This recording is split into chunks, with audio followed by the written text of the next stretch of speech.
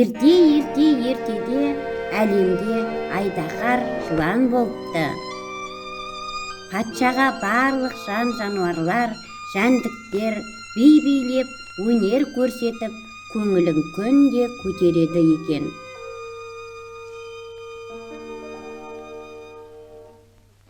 Бір күні жылан қатты ауырып қалып, жанын қоярға жер таппапты. Сөйтіп, масаны шақырып: Маса қайда? Бері кел, Маса!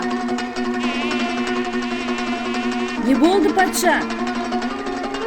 Менің ауруымның емін тауып кел. Хоп, тақсыр. Маса болса, жылан патшаның ауырғанын қатты уайымдап, ем іздеп жолға шығады. Барлық жерден әртүрлі емшілерді шақырып, бірақ жыланның ауруының емі табылмайды.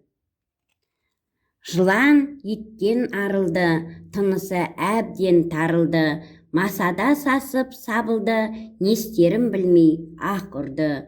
Қадырдың аты жар екен, бір түлкі сонда бар екен. Жыланға түлкі келеді, тамырын ұстап көреді.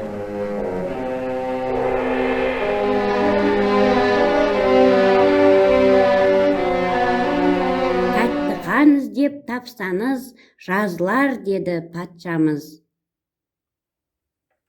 Маса жер бетіндегі барлық аңдардан, жәндіктердің, құстардың қанын тексеріп көреді. Бірақ ешқайсының қаны тәтті қан болмай шығады.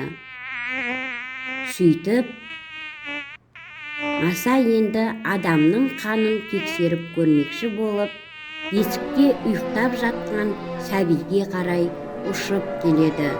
Сәби есікте ұйықтап жатады, анасы жөн түтіп отыр екен. Маса келіп ұйықтап жатқан сәбиді шағып алады. Анасы жүгіріп келіп, баланы қолына алып жұбата бастайды.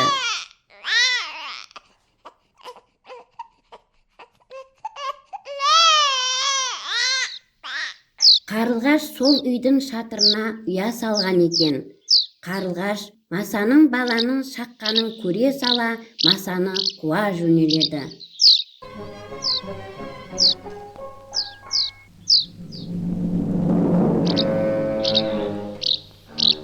Ой, ызыңдаған Маса, қайдан жүрсің?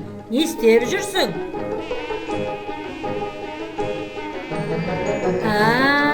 Сен Маса адал, мейірімді деп естіп жатырмын. Патшаға ем іздеп жүр деп еді ғой. Таптың ба? Мен сенің адалдығыңды, мейірімділігіңді енді мен барлық қанаттыларға айтып сені мақтан тұтамын.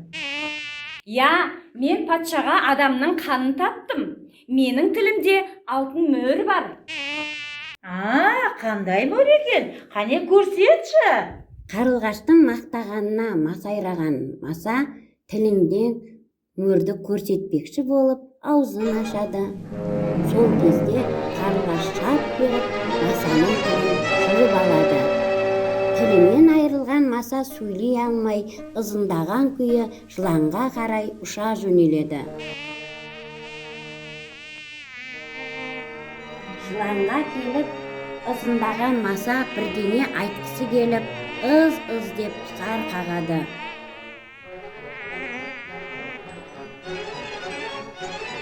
Мынаған не болды? Жанын қоярға жер таппай жүр ғой. Осы кезде қарап тұрған қарлығаш былай дейді: Тақсыр, бұл Маса сіздің ауруыңызға ем тауып алып келді. Бұл ем жердегі қара топырақтан артық ем жоқ екен. Сол топырақты жаласаң, жазыласыз.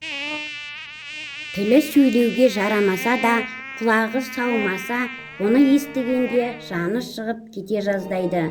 Қарлығаштың сөзіне ызаланған Маса оған қарай 2-3 рет ұмтылады. Өзінен үлкен қарлығашқа әлі келмейтінін сезген Маса жыланның алдына барып жылап қалады.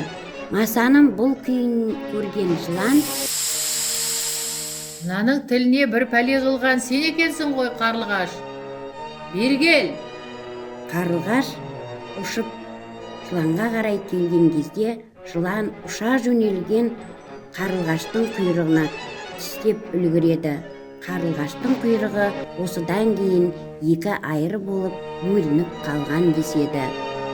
Адам қарлығашты қасиетті құс деп санайды екен. Қарлығаш құс төресі, киелісі, жаршысы, жақсылықтың сүйеніші, адамды айдаһардан сақтап қалған қарлығаш ең керемет құс деседі.